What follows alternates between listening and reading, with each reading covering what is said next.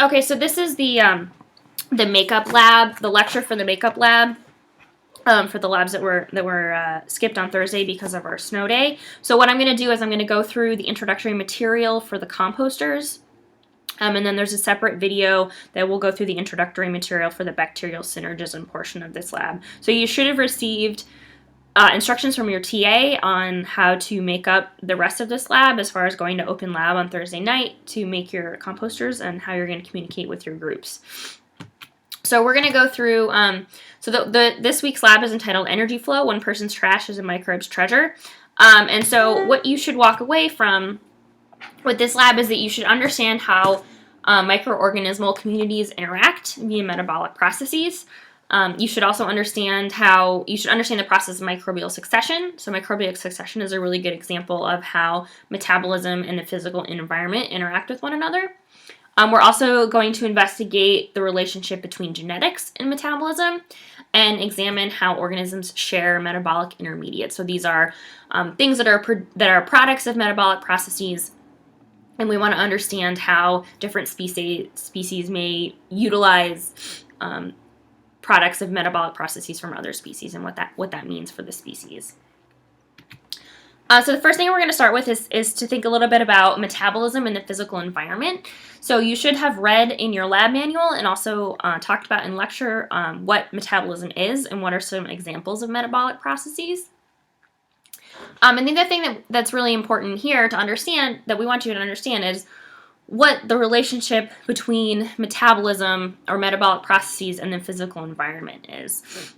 So what's important here is for you to understand is that organisms acquire resources and nutrients from their environment. And so the physical environment can alter metabolic processes. It can alter the rate at which these nutrients or resources are acquired. So for example, temperature is a really classic example of how the temperature of the physical environment can alter all sorts of metabolic rates of an organism. But this also goes the other direction. So metabolic processes can alter the physical environment. So for example, bacteria, some of their metabolic waste products may change the pH of an environment, so it may make an environment more acidic over time as these bacteria are metabolizing and producing metabolic waste. So it's important to understand that the metabolism and metabolic processes are influenced by the physical environment, but they also influence the physical environment, so it's a two-way street. Microbial succession is also really important to understand, and this plays off of how metabolism and the physical environment interact with one another. So microbial succession is a process by which microbial communities change over time. And so they often change in relatively predictable ways. And this is because species can modify their environment in such a way that other species begin to thrive or begin to move in. So for example, if you have a leaf on the forest floor that's just fallen off of a tree, some decomposing bacteria that are really good at breaking down simple sugars may colonize that leaf very quickly, and they start to break down all the simple sugars, and this may change the environment this will change the leaf. And so if we think about the leaf as the physical environment. And so once all those simple sugars have started to break down and what's left are more complex molecules, other bacterial species that are better at breaking down those more complex molecules like lignin will begin to move in and begin to succeed. And so you'll see a change in what species are dominating the bacterial community of that leaf as the leaf starts to be broken down by the bacteria that colonized it first or that colonized it second. One of the classic examples of succession that you've probably heard about in nature is ecological succession. So they call it old field succession sometimes. So if you have like a farm field that's been left fallow and you're going to let it return to a more natural state, you're not going to continue to farm on it. The first thing that you're going to see probably colonize this old field are more herby species or woody weeds and things like that. And then as they start to change the environment, you may see, for example, like white pine is an early successional tree species, and so the white pines do really well in full sun, and they get really, really, really big. But as they do that, they begin to produce shade, and so more shade tolerant species such as maple or beech trees can move in, and then they start to thrive. And so over the course of, say, 70 or 80 years, you see that the community composition, what tree species are making up this old field that's starting to get filled in and turned back into a forest, are going to change, and it changes in relatively predictable ways because this first tree species to colonize, for example, is going to change the environment in such a way that other species may be able to move in and start to thrive. So that's one example of succession. Besides microbial succession. Here's another really cool example of microbial succession. This has to do with the BP Deepwater Horizon spill. This happened in the Gulf of Mexico in spring of 2010. This was a really, really large oil spill. It spilled about 4 billion barrels of oil. And what it also did, which you don't hear as much about, is it also released a large amount of natural gas into the environment. And because this is a deep water drilling platform, most of that oil and natural gas was trapped deep in the water, like deep in the water column, down near where the well was, and this natural gas was trapped in a dissolved form. And so scientists were lucky; they were able to get out and take some samples and do some observational studies and look at the bacterial species that were in the water column, outside of the plume and inside of the plume, and then as over time, after the oil spill had happened. And so they were looking at they were particularly interested in these oil-eating groups of bacteria. So there's groups of, functional groups of bacteria that can metabolize hydrocarbons that are in oil. They basically eat oil. And so looking at just the densities of bacteria in the plume versus outside of the plume, so where there was oil from the spill versus a little bit further away where there wasn't oil in the water column, they noticed that the densities of bacteria, the just absolute densities of bacteria, were much, much higher in the spill versus outside of the spill. So when the oil spilled, it was released into the ocean. It was basically a huge influx of resources for these bacteria that are able to eat oil. But what's also really interesting is that the community composition of the bacterial community was really dramatically different inside the plume versus outside of the plume. And then also inside the plume, it changed over time. So if you look at this figure here, this is taken from a study, Redmont and Valentine, 2012. Our y-axis is relative abundance. So this is the relative community composition of all these different bacterial species. So each of the colors represents a different group of bacteria. And then all the separate bars are different sampling locations. And so the plume, the May plume, so that left-hand chunk of bars was taken in May. So the spill was in April. This is during the oil was still spilling in May. It wasn't capped until July. So the blue groups, the bright blue and then the darker blue, are two groups of bacteria that are known to be able to consume oil, and the dark blue are ones that are known to be able to consume methane. And so in the plume, while this is happening, you have this huge dominance by these bacterial species that can eat oil, versus outside of the plume. So those middle 4 bars, the non-plume May, are bacterial community composition from sites that were not inside the oil plume. And so what you can see is you have this pretty dramatic shift in the community composition inside the plume versus outside the plume. So the oil caused a huge change in the community, in the bacterial community, when it was released from the well. But what's really cool is if you look over time, so you have got the plume samples from May, and then these far bars over on the right, the plume samples from June.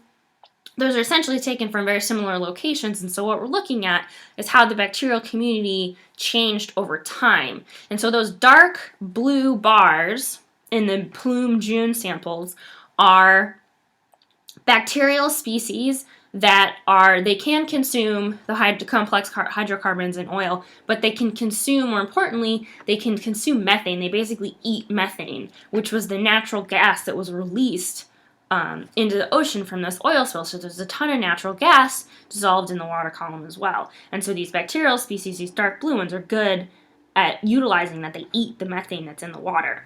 And so what you see is that when the plume first happened and you have a lot of oil in the water and you have a lot of the complex molecules that make up the oil, the light blue bars that represent that group of species that are really good at breaking those down go crazy. There's tons of them.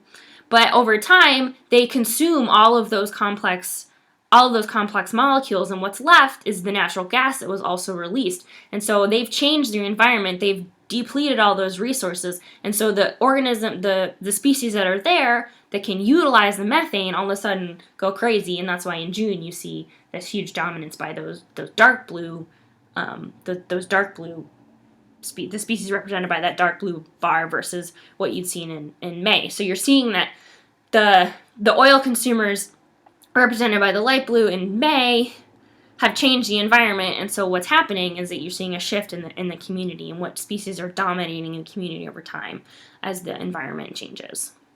So that's just I think a really cool example of succession and related to something a little bit more current.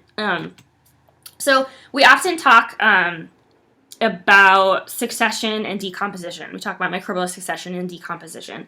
So decomposition is the process of breaking down organic material into simpler molecules. So when I was talking about those bright blue bacteria being able to break down the hydrocarbons, the complex hydrocarbons in oil, that's what they're doing. They're decomposing it. They're breaking it down. They're using the energy from breaking those bonds for something, for a metabolic process. And so that's what we're talking about. And so decomposition is often a very good example of microbial succession, because with decomposition we often see predictable patterns of change in the microbial community, which is what succession is, as you see something being broken down and decomposed. And so there's two different kinds of decomposition. There's aerobic decomposition and anaerobic decomposition, and you should know what the differences between those two are, and you can find that, I'm sure you've talked about it in lecture, you can find it in your textbook as well, so I'm going to leave that to you guys to look up.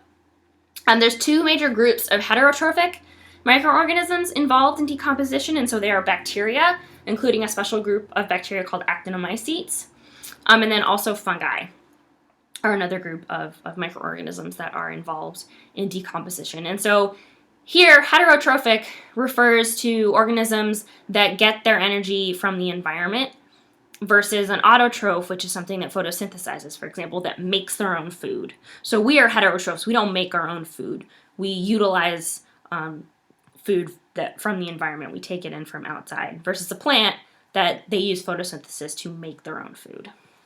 So that's something to be aware of as well.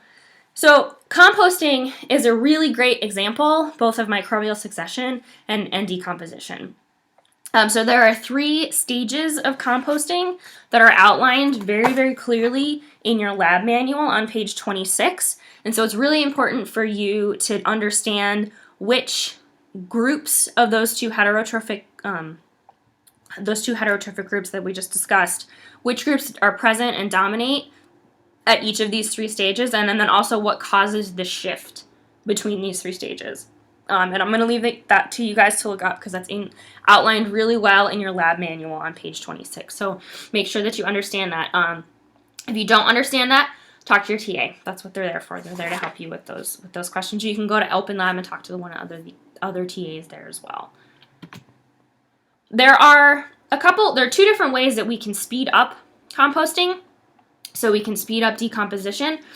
These are often utilized when we're thinking about using composting to break down environmental contaminants, but this is also used in like commercial waste treatment facilities. So like sewage systems, what goes into your sewage gets treated and turned back into drinkable water, for example. And so there's bio-augmentation. So bio-augmentation is when you add a new species to whatever you're trying to decompose. So in this picture, for example, the little green smiley face represents a bacterial species that maybe wasn't there, and so you're adding another bacterial species that's, for example, really good at breaking down some kind of environmental contaminant that maybe isn't present in that environment at that time. So you add a new species to help speed up the process and help break down something that you're interested in being broken down. The other type the other way that we speed up composting is something called biostimulation. And so in biostimulation, you're not adding any new bacterial species, but you're adding a bunch of nutrients to the environment so that the bacterial community gets like a boost, and so they get really big. So you produce a lot more bacteria, so then the decomposition happens faster because there's more decomposers in the environment. And so what you're going to do in this lab is you're going to design a composter. And so you should have gotten instructions from your TA and be in contact with your group members. And how we're going to do that is each group is going to design 2 composters, and a control and an experimental. And so what you need to do is you need to choose 2 additives from the list on the right, in the blue box, the additives. So there's lime, which is the mineral lime, not the fruit. And then you have bacterial composter, which is essentially like a bacterial inoculation. It has a bunch of different bacterial species in it. And so you're adding bacteria to your composter when you use that. There's also coffee grounds, which are really good at retaining water, and they also change the pH of the environment a little bit. And then fertilizer, so this is mostly nitrogen fertilizer, but I think it has some phosphorus in it as well.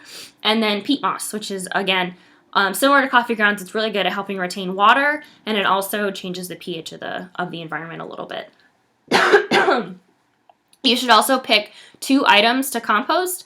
You're going to pick 1 biodegradable item. So if you bring something in, say like an orange peel or a banana peel or something like that, you're more than welcome to use that. But there also be biodegradable items for you in the lab if you wanted to use that. So for example, there's some cut up pieces of the silverware from the dining halls, which are all supposed to be biodegradable.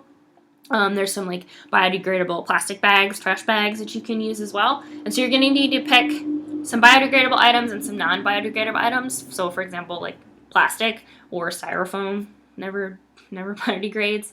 And so what you're going to need to do with your group is you're going to need to write an experimental design and answer those questions on page 27 and 28 in your lab manual.